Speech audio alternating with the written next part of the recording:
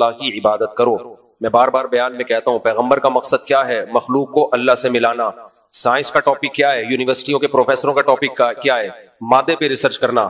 تو دونوں کا ہدف بالکل الگ ہے. تو اس لیے آپ کو اللہ آپ سے کیا چاہتا ہے یہ جاننے کے لیے پیغمبروں کو دیکھنا پڑے گا. اور اس دنیا میں ہم نے ترقی کیسے کرنی ہے اس کے لیے ہمیں کس کے پاس جانا پڑے گا؟ سائنسدانوں کے پاس. اس میں مسلم اور غیر مسلم کا فرق نہیں ہے. تو کیا ہو گیا بھائی؟ گزارش ہے کہ جب تراویح شروع ہوتی ہے تو بڑے لڑکے اوپر آ کر کھیلتے ہیں اور شور مچاتے ہیں, اس کی وجہ سے بہت پریشانی ہوتی ہے. عثمان بھائی کہاں ہیں؟ کل کسی کے ذمے لگا دیں گے, وہ بیٹھ جائے گا اوپر, ٹھیک ہے؟ جو شور مچائے گا تو اس کو بھی کچھ مچانے کی پھر ہم اجازت دیں گے. تو نوح علیہ السلام کو اللہ نے بھیجا, قوم مادہ پرستی میں لگی ہوئی تھی. یہ سائنسی ترقی آج سے نہیں ہے, خوب سمجھ لو. جس دن آدم علیہ السلام دنیا میں آئے نا اسی دن سے سائنس نے ترقی کرنا شروع کر دی ہے. تو یہ کوئی اچھمبے کی بات نہیں ہے کہ آج بہت ترقی ہوئی ہے, یہ اچانک نہیں ہو گئی ہے, یہ پہلے دن سے شروع ہے. آدم علیہ السلام کو جب اللہ نے زمین پہ بھیجا تو اللہ نے فرمایا محنت کرو, یہاں پہ محنت کر کے کماؤ. تو محنت جب کی ہے تو اسی وقت سے ترقی شروع ہو گئی نا. تو اسی وقت سے پہلے پہیا ایجاد ہوا ہوگا اور جو کچھ بھی کنویں کھودنا شروع کیے ہوں گے, یہ ترقی کی پہلی اکائی تھی.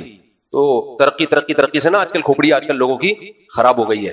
تو وہ پہلے دن سے ہو رہی ہے. تو پیغمبروں نے اس کو نہیں چھیڑا, بھائی وہ تو تم دنیا میں رہو گے تو یہ سب کچھ تمہیں کرنا پڑے گا. پیغمبروں کا مقصد ہے کہ جس کام کے لیے تمہیں بھیجا گیا ہے اس کو فوکس کرو, اس کو بھی فوکس کرو. تو اس لیے نوح علیہ السلام نے اپنی قوم سے کہا اے میری قوم اللہ کی عبادت کرو, اللہ کے سوا کوئی عبادت کے لائق نہیں ہے, اس رب کی عبادت کرو. اگر نہیں کرو گے تو کیا ہوگا؟ انی اخاف علیکم عذاب یوم عظیم, میں بہت بڑے دن کے عذاب کا تم پہ خوف رکھتا ہوں. یہ تمہاری تمام تر ترقیوں سمیت اللہ تمہیں تباہ نہ کر دے. قال الملأ الذین من قومہ, قوم کے بڑے بڑے لوگ کہنے لگے. ہمیشہ یہ بڑے بڑے لوگ ہی مخالفت کرتے ہیں, چھوٹے چھوٹے لوگ مخالفت نہیں کرتے. آپ دیکھ لینا قرآن میں جو قوم کے بڑے بڑے وڈیرے اور اونچے طبقے کے لوگ تھے وہ کہنے لگے انا لنراک فی ضلال مبین, اے نوح ہم تجھے کھلی گمراہی میں دیکھتے ہیں, تو غلط ہے ہم صحیح ہیں.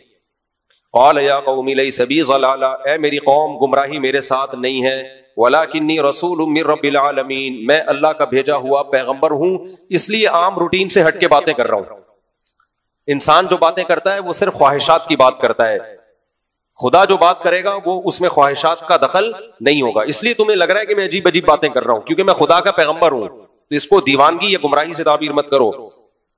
ابلغکم رسالات ربی, میرا کام ہے رب کا پیغام تمہیں پہنچا دینا. وانصح لکم, میں تمہارا خیر خواہ ہوں, تمہارے فائدے کے لیے باتیں کر رہا ہوں. وعلم من اللہ ما لا تعلمون اوعجبتم ان جاءکم ذکر من ربکم علی رجل منکم. قوم نے جواب میں کہا پھر اللہ نے آپ کو کیوں منتخب کیا؟ خدا نے قوم کے کسی وڈیرے کو منتخب کرتا اللہ تعالیٰ, کسی مالدار آدمی کو, کسی سردار کو, آپ کیوں بھائی؟ یا کسی فرشتے کو پیغمبر بناتا. تو نوح علیہ السلام نے کیا کیا؟ تمہیں اس بات سے تعجب ہو رہا ہے کہ اللہ نے تمہیں میں سے ایک شخص کو منتخب کر لیا؟ اس میں تعجب کی بات تو نہیں ہے. تعجب تو جب ہوتا جب تمہارے علاوہ کسی کو منتخب کیا جاتا, کیونکہ انسان اپنی جنس کے انسان کی بات کو سننا اس کو آسان لگتا ہے, سمجھ میں آتا ہے. فرشتہ آگے سمجھاتا ہے, کیا سمجھ میں آتا؟ اور فرشتوں کو تو وہ ضرورت ہی نہیں ہے جو انسانوں کو ہے. پیغمبر تو تمہارے درمیان ہیں, ان کو بھی بھوک لگتی ہے, ان کو بھی وہی ضرورتیں ہیں. وہ دین پر چل کے دکھائیں گے تو تم کہو کہ جب یہ چل سکتے ہیں تو ہم کیوں نہیں چل سکتے؟ تو تمہیں اس بات سے تعجب ہو رہا ہے. لِيُنذِرَكُمْ وَلِتَتَّقُوا وَلَعَلَّكُمْ تُرْحَمُونَ, قرآن کہہ رہے فَكَذَّبُوهُ, نہ مانے, انکار کیا. فَأَنْجَيْنَاهُ وَالَّذِينَ مَعَهُ فِي الْفُلْكِ, ہم نے نوح کو اور ان کے ساتھیوں کو کشتی میں سوار کر کے بچا لیا. وَأَغْرَقْنَا الَّذِينَ كَذَّبُوا بِآيَاتِنَا, جو ہماری آیات کا انکار کیا کرتے تھے, کہتے تھے خدا نے کچھ نازل نہیں کیا, ہم نے ان سب کو غرق کر دیا. انہم کانوا قوما عمین, بیٹا بیٹھ جاؤ آرام سے, ایک جگہ آپ لوگ بہت زیادہ ہل رہے ہو. انہم کانوا قوما عمین, یہ لوگ اندھے لوگ تھے. یہ کیسے لوگ تھے؟ اندھے, حالانکہ آنکھیں تھی ان کی. اندھے کا مطلب کیا؟ اپنی مادی چیزیں اور عیاشی کی چیزیں سمجھ میں آ رہی تھیں, اور 950 سال نوح علیہ السلام نے سمجھایا اللہ کا پیغام, وہ ان کی سمجھ میں نہیں آیا. اللہ کہہ رہے ہیں اندھے لوگ تھے, تباہ کر دیا. آگے اللہ فرماتے ہیں وَإِلَىٰ عَادٍ أَخَاهُمْ هُودًا, پھر نوح علیہ السلام کی نسل چلتی رہی جو بچ گئے تھے ان کی. پھر قوم عاد آئی. اللہ نے قوم عاد, یہ بڑی طاقتور قوم تھی, اللہ نے ان کی طرف حضرت ہود علیہ السلام کو بھیجا. قال الملأ الذین کفروا, ہود علیہ السلام نے کیا کہا؟ اعبدوا اللہ, اللہ کی عبادت کرو, کوئی خدا کے سوا معبود نہیں ہے, تم ڈرتے کیوں نہیں ہو اس اللہ سے؟ قال الملأ الذین کفروا من قومہ، جو بڑے لوگ تھے نا، بھائی بیٹھ جاؤ بیٹا آرام سے، شاباش، اتنے چھوٹے بچوں کو لایا کریں نا تو ساتھ ان کو سنبھالا بھی کریں، ٹھیک ہے نا. قال الملأ الذین کفروا من قومہ، تو قوم کے جو بڑے سردار ہیں انہوں نے وہی آ گئے مقابلے میں. یہ بڑے سردار کیوں؟ پیٹ بھرے ہوئے تھے. جب پیٹ بھرا ہوا ہوتا ہے تو صحیح بات سمجھ میں نہیں آتی. آج کل مغربی دنیا کا، انگریزوں کا پیٹ کیا ہے؟ بھرا ہوا ہے. لہذا ان میں جو اسلام دشمن ہے ان کو سمجھ میں بات نہیں آ رہی. اسرائیل کا پیٹ بھرا ہوا ہے، ان کو بات سمجھ میں نہیں آ رہی. تو تون بھرنا ایک بڑا مسئلہ بن جاتا ہے. بعض دفعہ بہت کم لوگ ہوتے ہیں سلیمان علیہ السلام کی طرح جن کو دنیا کی نعمتیں ملیں پھر بھی اللہ سے تعلق رہے. اس لیے دولت ہر ایک کے لیے نعمت نہیں ہے، سمجھ رہے ہو؟ تو عربوں کو دیکھ لو نا، جب عرب غریب تھے کیا تقویٰ للہیت، جب سے دولت آئی ہے ابھی بھی بہت سے لوگ ہیں نیک، لیکن آہستہ آہستہ ٹریک سے ہٹتے جا رہے ہیں. ان ملکوں کا حال تو جا کے دیکھو، ایمریٹس وغیرہ کا، تو حالت خراب ہو گئی ان، اللہ ہدایت دے. تو اور مزید، تو یہ کب تک بھائی؟ تابک ہے فارسی میں ہے، کب تک؟ ایک دن آئے گا، موت ہے بھائی آگے، تو کچھ بھی نہیں ہے. تو انسان کا جب پیٹ بھرتا ہے تو اللہ سے غافل ہو جاتا ہے. تو اللہ نے فرمایا، تو قوم کے بڑے لوگ کہنے لگے انا لنراک فی صفاحۃ، ہم آپ کو بے وقوف سمجھتے ہیں معاذ اللہ. نوح علیہ السلام کو لوگوں نے کہا آپ گمراہی پر ہو، انہوں نے کہا آپ کیا ہو؟ بے وقوف. وَإِنَّا لَنَظُنُّكَ مِنَ الْكَاذِبِينَ، ہم آپ کو جھوٹا سمجھتے ہیں. ہود علیہ السلام نے کہا یا قومی لیس بی صفاحہ، اے میری قوم مجھ پہ بے وقوفی نہیں ہے، میں بے وقوف نہیں ہوں. وَلَكِنِّي رَسُولٌ مِّن رَّبِّ الْعَالَمِينَ. پھر بھائی جب بے وقوف نہیں ہے تو آپ قوم سے ہٹ کے باتیں کیوں کر رہے ہیں؟ وہی جواب دیا ہود علیہ السلام نے جو نوح علیہ السلام نے دیا تھا، بھائی میں اللہ کا بھیجا ہوا پیغمبر ہوں، میں اپنی بات نہیں کروں گا، میں وہ بات کروں گا جو کون کہہ رہا ہے؟ رب.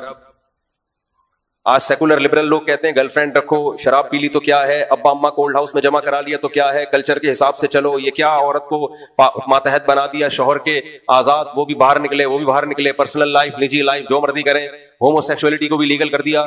اس راہ میں سب سے بڑی رکاوٹ کون بنتے ہیں؟ مذہبی لوگ، علماء. تو لوگ کہتے ہیں بھائی یہ پرانے زمانے کے بے وقوف لوگ ہیں، چار چار شادیوں کی بات کرتے ہیں. آج میرے خلاف کسی نے پوسٹ چلائی بھی ہے، نام نہیں لیا لیکن صاف لگ رہا ہے میرے خلاف. اس نے پوسٹ یہ چلائی تھی کہ کچھ لوگ اسلام کو ایسے پھیلانا چاہتے ہیں، تربیت کے بجائے کہتے ہیں بچے زیادہ پیدا کرو تاکہ اسلام زیادہ ہو جائے. یہ طنز کس پہ ہے؟ احقر پہ، جس کے 19. یہ کس پہ طنز ہو رہا ہے؟ کہہ رہے بھائی یہ لوگ تربیت کو فوکس نہیں کر رہے، یہ چاہ رہے ہیں کہ بس آبادی بڑھاؤ. اچھا چلو ہم چاہ رہے ہیں آبادی بڑھاؤ، اور تم کیا چاہ رہے ہو؟ آبادی گھٹاؤ. جس کا نقصان کیا ہو رہا ہے؟ ہزار گز کے بنگلوں میں کروڑ پتی لوگ دیواریں اور کھڑکیوں سے دل بہلا رہے ہیں جا کے، اور یہ یہاں کم ہے، امریکہ میں زیادہ ہے. ایسی ترقی پہ خود بول دو کیا ہے. باقی یہ تم نے خود سے فرض کر لیا ہے کہ تربیت نہیں ہوگی اگر زیادہ بچے ہوں گے، یہ بھی تم نے خود سے فرض کر لیا ہے، یہ تم نے خود سے فرض کر لیا ہے، اس کی بھی تمہارے پاس کوئی دلیل نہیں ہے. بچوں کو بچے چاہیے تربیت کے لیے.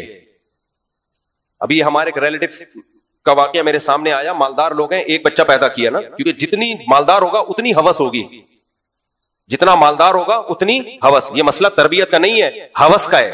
کروڑ پتی ہوگا بچے 2 ہوں گے، کیوں؟ اس کو یہ ڈر ہے کہ یہ کھانا جائے کم وقت، میری روزی روٹی میں میرے ساتھ شریک نہ ہو جائے. جتنا مالدار ہوگا اتنی ہوس زیادہ ہوگی. ایک ریلیٹو ہے ان کا کیس سامنے آیا، مالدار ہے، ایک بچہ ہے.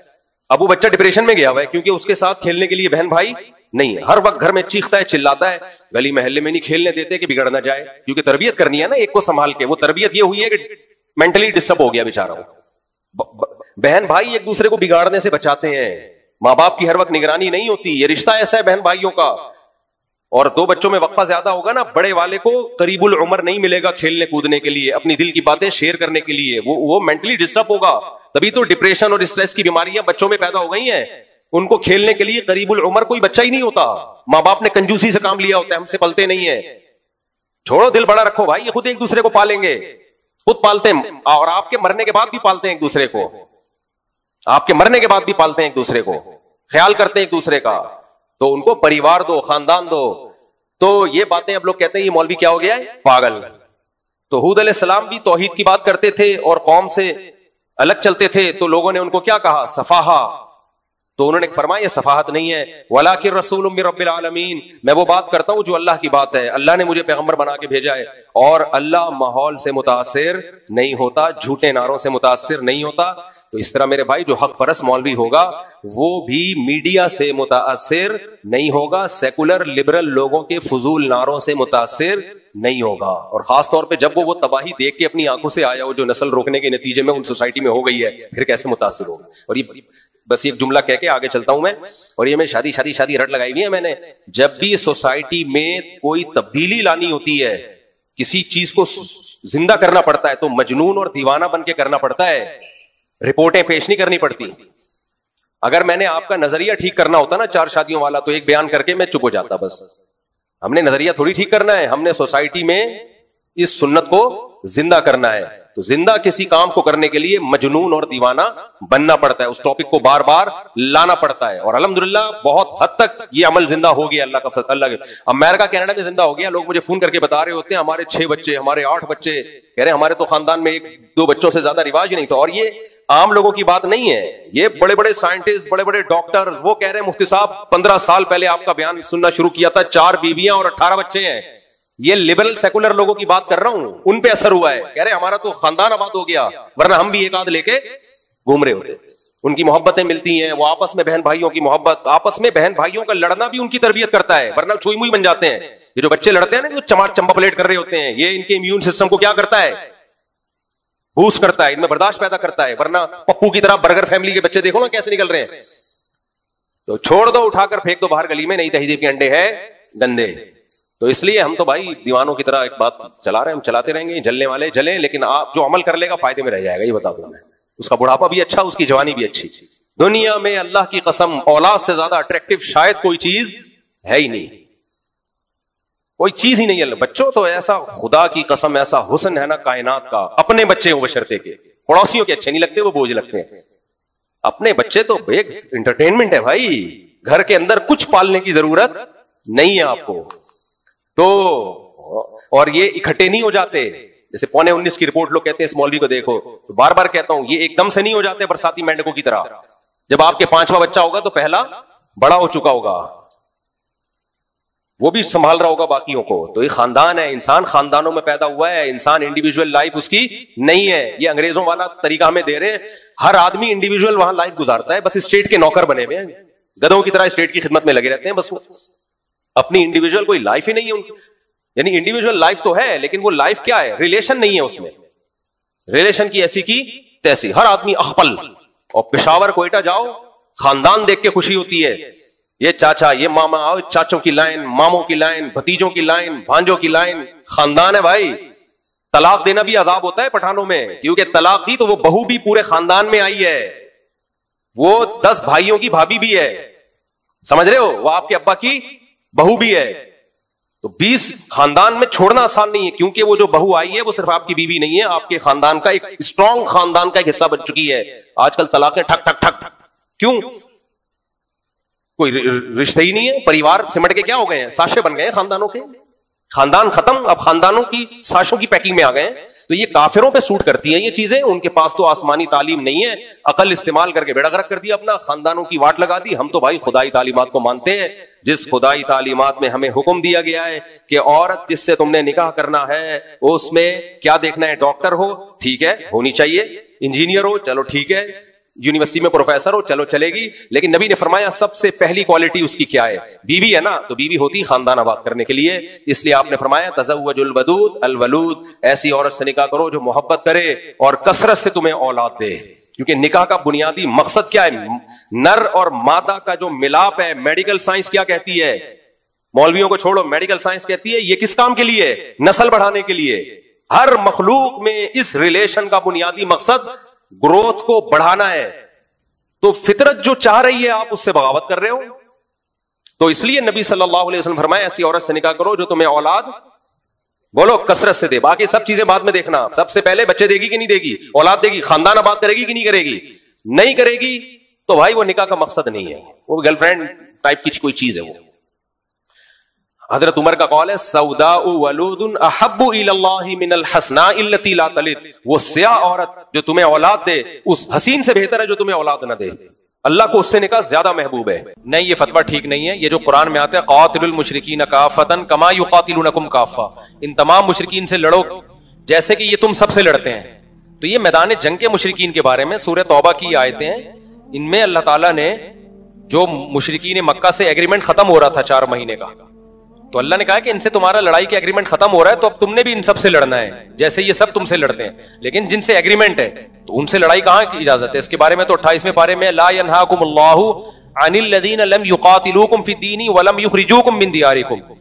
وہ کافر جو نہ تم سے لڑتے ہیں نہ انہوں نے تمہیں تمہارے گھروں سے نکالا, تو اللہ ان سے حسن سلوک سے منع نہیں کرتا بلکہ حکم دیتا ہے کہ تم ان سے حسن سلوک کرو. تو یہ خاص سیاق و سباق میں یہ آیت نازل ہوئی ہے. ویسے بھی آپ دیکھ لینا اس آیت کے نازل ہونے کے بعد کیا صحابہ نے ہمیشہ دنیا میں جہاں بھی مشرک کو پایا قتل کر دیا, یا اسلامی حکومتوں نے ایسا کیا؟ نہیں کیا. ہندوستان میں 1000 سال مسلمانوں نے حکومت کی, 80% آج بھی ہندو ہیں. اگر اس آیت کا یہ مطلب ہوتا تو 1000 سال میں کوئی تو فاتح اٹھتا اس پر عمل کر کے ہندوؤں کو قتل کر دیتا. نہیں قتل کیا. تو یہ آیت اس کے بارے میں بالکل بھی نہیں ہے, یہ میدان جنگ کے بارے میں ہے. بالکل غلط کہا ہے.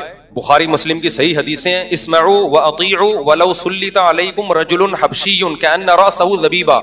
آپ نے فرمایا سنو اور اطاعت کرو. یہ بخاری کے الفاظ ہیں جو میں پیش کر رہا ہوں آپ کے سامنے. ولو سلط, ایک سیکنڈ, اگرچہ تم پر مسلط کر دیا جائے ایک حبشی غلام. غلام بادشاہ بننے کا اہل نہیں ہے, امامت کا اہل نہیں ہے, تو بادشاہ بننے کا اہل کہاں سے ہو گیا؟ لیکن مسلط ہو جائے, ظلم کی بیس پہ آ جائے, لیکن جب بن گیا تو پھر مسلمانوں کا اتحاد توڑنے کی اجازت نہیں ہے. اس کے پاس پاور تھی تو بن گیا نا, غلط طریقے سے آیا, لیکن آپ نے فرمایا پھر بھی سننی پڑے گی اس کی. نہیں, یہ بات غلط ہے. دیکھیں مجتہدین کے جو اقوال ہمیں ان کی فقہ کی کتابوں سے ہٹ کے ملتے ہیں نا, تاریخ کی کتابوں میں, ان کا اعتبار نہیں ہوتا. امام حنیفہ کا یہ قول جو ہے نا کہ بغاوت جائز ہے, یہ فقہ کی کتابوں میں نہیں ہے, یہ تاریخی کتابوں میں. فقہ کی کتابوں میں جو قانون مدون ہوا ہے اس میں کہیں بھی بغاوت کی اجازت نہیں ہے, اس پہ چاروں فقہ متفق ہیں. امام احمد بن حنبل کے دور میں تو معتزلہ کی حکومت تھی, وہ بھی برداشت کی انہوں نے, جو خلق قرآن کے قائل تھے, جنہوں نے امام احمد بن حنبل کو مارا بہت زیادہ. اس کے خلاف بغاوت کو بھی امام احمد بن حنبل نے حرام قرار دیا, کیونکہ جب تک آپ کے پاس پاور نہیں ہے اسباب کی دنیا میں تو بغاوتیں ناکام ہوتی ہیں, اور ناکام ہونے کا نتائج بڑے بھیانک نکلتے ہیں. اسباب سے اللہ نے اس دنیا کو چلایا ہے نا, تو گورنمنٹ سے لڑنے کی پاور ہے کس کے پاس؟ لڑے گا کون؟ آپ کہہ سکتے ہو ہم اسباب کے مکلف نہیں ہیں, تو یہ بات بالکل غلط ہے. نوح علیہ السلام نے 950 سال صبر کیا کیونکہ لڑنے کی طاقت ہی نہیں تھی. موسیٰ علیہ السلام فرعون کے خلاف خروج نہیں کیا, حالانکہ کلیم اللہ ہیں. خروج کیسے کرتے اس کے خلاف؟ اس لیے کہ فرعون تو بچے قتل کر رہا ہے, وہ اپنے بچوں کو قتل ہونے سے ہی بچا سکتے, وہ حکومت کا تختہ الٹنے کے لیے نکلیں گے, اور بھاگ بھی نہیں سکتے تھے. ایک ٹائم کے بعد جا کے اللہ نے حکم دیا کہ آپ مصر سے فرار اختیار کریں. تو ہم پیغمبروں کی تاریخ, اسلامی تاریخ, حجاج بن یوسف کے خلاف بغاوت کی تھی عبد الرحمن اشعث نے. یہ رکھ دیں یہاں پہ, جزاک اللہ, پانی بھی لے آئے ذرا. حجاج بن یوسف بڑا ظالم تھا نا, یہ واقعہ خوب سمجھیں اس کو, بہت اہم بات ہے. آج ملک میں انقلاب کی باتیں ہوتی ہیں, سسٹم کو تبدیل کرو, نظام کو تبدیل کرو, باتیں کرنے پر گورنمنٹ کی طرف سے کوئی پابندی نہیں, باتیں سب بڑی اچھی کر رہے ہیں. آج کچھ اسکالرز ایسے آ رہے ہیں وہ مولویوں پہ ترس کرتے ہیں, کہتے ہیں یہ نظام کی تبدیلی کی بات نہیں کرتے, بس یہ ممبروں پہ بیٹھے ہوئے ہیں اپنے اپنے بیانات میں, خانقاہوں میں تبلیغ میں لگے ہوئے, نظام کی تبدیلی کی بات نہیں کرتے. تو دیکھو نظام کی تبدیلی کی بات علماء کرتے ہیں, لیکن وہ تبدیلی کی بات کرتے ہیں جو سوٹیبل ہو, جو ایکسیپٹیبل ہو. بے شک اس کے دیر پہ اثرات نکلیں. جامعۃ الرشید نے سسٹم تبدیل کرنے کے لیے پورا ایک ویژن بنایا ہے کہ ہم طلبہ کو CSS کروائیں, ہم جو ہے ایسے اسکول کھولیں, اسلامی کے اسکولوں کا جال بچھا دیں, بیوروکریٹس ہمارے ہوں. یہ لانگ ٹرم پالیسیاں ہوتی ہیں, تو یہ کر رہے ہیں علماء, بہت پہلے سے کر رہے ہیں. لیکن ایک طریقہ ہے آپ نظام کو پلٹ دیں مسلح بغاوت سے, اس کی علماء اجازت نہیں دیتے. یہ پہلے بہت تاریخیں آپ اٹھا کے دیکھیں. تو ایک واقعہ میں سناتا ہوں. حجاج ابن یوسف نے ایک لشکر تیار کیا تھا, شام بھیجا اس نے. دیکھو تاریخ سمجھنے کے لیے نا میپ کا سمجھنا بہت ضروری ہے, کہ آپ کو پتا ہونا چاہیے کون سا ملک دنیا میں کس طرف ہے. تو ایک بہت بڑا لشکر تیار کیا, اتنا بڑا لشکر اس سے پہلے تیار نہیں ہوا تھا. عبد الرحمن اشعث تھے, بہت بڑے زبردست کمانڈر تھے, ان کو بھیجا لڑنے کے لیے. یہ لشکر جہاں جاتا فتوحات ہی فتوحات. تو اس وقت شام کے قریب یہ فوجیں داخل ہو چکی تھی, آگے عیسائی بادشاہ تھا, اس کی بہت مضبوط ریاست تھی, لیکن وہ کانپنے لگا کہ اب میری خیر نہیں ہے. عبد الرحمن اشعث کی فوج جو تھی نا, یہ تھک ہار کے بیٹھ گئی کہ بھائی اب ہم تھوڑا آرام کرتے ہیں, کیونکہ کئی علاقے ہم نے فتح کر لیے ہیں, ظاہر ہے یہ بھی انسان ہے نا, تو ہم فوراً اس قابل نہیں ہے کہ ہم آگے ایک بڑی عیسائیوں کی اسٹیٹ ہے, یورپ شروع ہونے والا تھا آگے, ہم اس پہ حملہ کریں. تو یہ آرام سے بیٹھ گئے. حجاج بن یوسف کا آرڈر آیا کہ حملہ کرو آپ. تو انہوں نے کہا کہ بھائی ہم تھکے ہوئے لوگ ہیں, ہو سکتا ہے الفاظ تھوڑے مجھ سے آگے پیچھے ہو جائیں, یہ ہسٹری میں اپنے الفاظ میں بیان کر رہا ہوں کہ ہم تھکے ہوئے لوگ ہیں, ہمیں بھی اسٹے کرنا ہے. حجاج بن یوسف نے ایک بہت ہی طنزیہ خط بھیجا کہ تم لوگ عورتوں کی طرح بیٹھ گئے ہو اور آگے حملہ نہیں کر رہے. عبد الرحمن اشعث کو بڑا غصہ آیا, کمانڈر تھا یہ. اس وقت بڑے بڑے تابعی تھے عبد الرحمن اشعث کی فوج میں, صحابہ بھی تھے, بڑے بڑے تابعی بھی تھے, قوم کے بڑے بڑے محدثین قراء, ظاہر ہے تابعین کا سنہری دور ہے, حضرت ابو ہریرہ زندہ, انس بن مالک زندہ, یہ بڑے بڑے صحابہ موجود تھے.